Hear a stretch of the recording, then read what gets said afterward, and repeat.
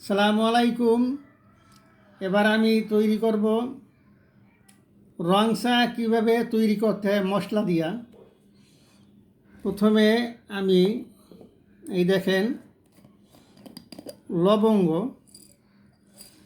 আপনি 4টা কি 5টা লবঙ্গ দিন। পরে দিবেন দারুচিনি ছোট ছোট করে ভেঙে দিলাম। তারপরে দেব কালো গোলমরিচ। এখানে আমরা 5টা বা 6টা কালো গোলমরিচ দিবেন। গোলমরিচ দিলাম।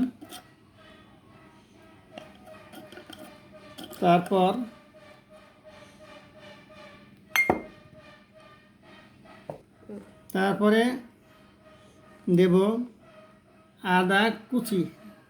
এই আদা কুচি দিলাম। তারপরে দেব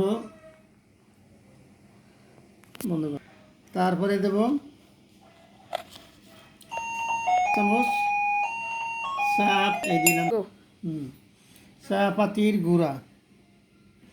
তারপর দেব গরম পানি পরিমাণ মতন। এই যে গরম পানি পরিমাণ মতন দিলাম। এখন আপনি এটাকে ঢেকে 5 সেকেন্ড রাখেন।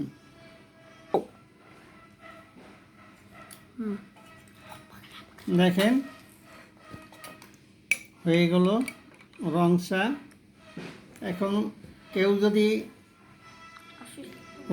চিনি ছাড়া খেতে চান খেতে পারেন, আর যদি চিনি দিয়ে খান তাহলে পরিমাণ মতন চিনি নিয়ে এভাবে লেড়ে নিন।